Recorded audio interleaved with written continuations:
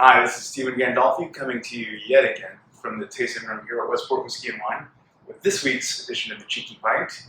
For those of you that may or may not know, I guess for those of you that don't know, this week our friends in Louisiana will be celebrating Mardi Gras. I myself was born and raised in New Orleans, and one of the better things about New Orleans is their fairly lax drinking laws. It's nice to be able to buy a handle of Jim Beam at a gas station at 5:30 in the morning, sometimes, not all the time. But one of the biggest draws is our open container laws. Essentially, if you don't have a glass bottle, if you've just got a plastic cup, or even a can, you can drink on the street for the most part. Because of that, for Mardi Gras this year, I will be profiling some of my favorite canned beers.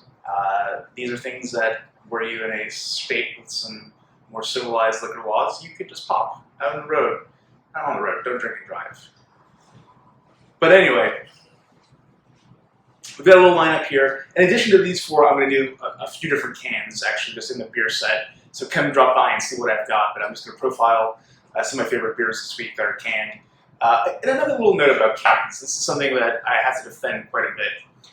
A lot of old guard folks really think, oh, beer in a bottle is better. The presentation might be better, but quite honestly, beer in a can, proven again and again, to retain the flavor, the taste profile that the brewer intended.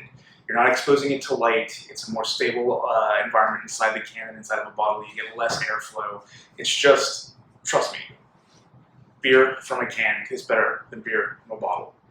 There's no can taste. You're not going to taste the aluminum or whatever people say. Seriously, take a can, pour it into a glass, take a bottle, pour it in a glass, come side by side. There is a noticeable difference. Canned beer is for the best. All right, so on to this week's setup. First thing I'm going to talk about is Sierra Nevada's fantastic Haze. This is their hazy Imperial IPA.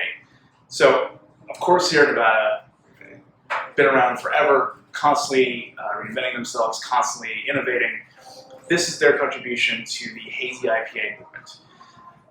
It's got everything you would expect from it, lots of hops, of course wheat, oat, a lot of sort of melon, citrus, tropical fruit. There's a little bit of mango in there, and a nice, generous, juicy body. Also, 9% alcohol by volume. This is a killer example of what a hazy IPA can be. And from there, we're going to move to a local one, local-ish. Of course, West 6 out of Lexington. This is their take on a hazy IPA. Now, it has malted rye in it, but it doesn't have any of the oat or wheat that you usually find on hazy IPAs. Their New England IPA instead uses lactose. I actually really like it. It reins in some of the hoppiness that you find in the style. It gives it body. It gives you that sweet pop that you kind of expect from those juicy style of beers that you're not really anticipating, but it's there. You're looking for it. So it's mitigating that big hoppy bite. This guy comes in at 6.5, a little bit more sessionable in a 4-pack cans too. This is, a couple different people are making New England style IPAs. This is easily my favorite of the Kentucky brewers. From here, we'll move on to Blackberry Farms down in Tennessee. I cannot recommend their beers highly enough. I mean, they're just south of here. It's a great site if you get down to Blackberry Farms. Spend the afternoon there. They make great old world style beers, mainly Belgian styles. Their classic is a take on a Saison. It's 6-pack cans, 6.2 alcohol by volume.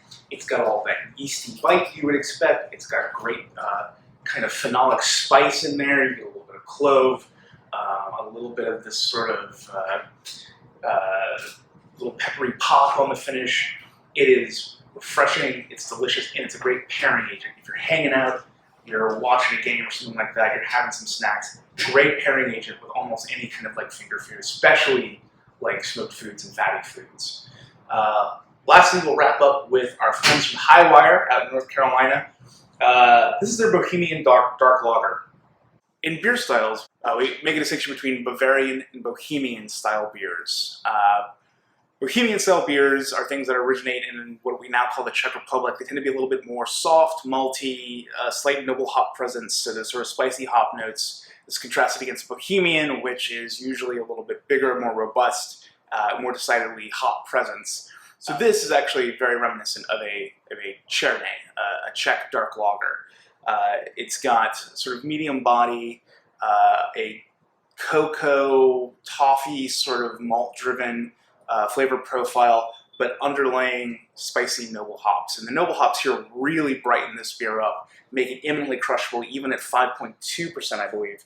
Yeah, 5.2, 16-ounce can. This is a great, just like hanging out beer, you know, Saturday afternoon kind of thing. But anyway, these are four of some of my favorite canned beers we have. I'll have a bunch of other canned beers on 10% off this week as well. So, you know, Mardi Gras Mambo yourself on down here. Pick up some canned beers.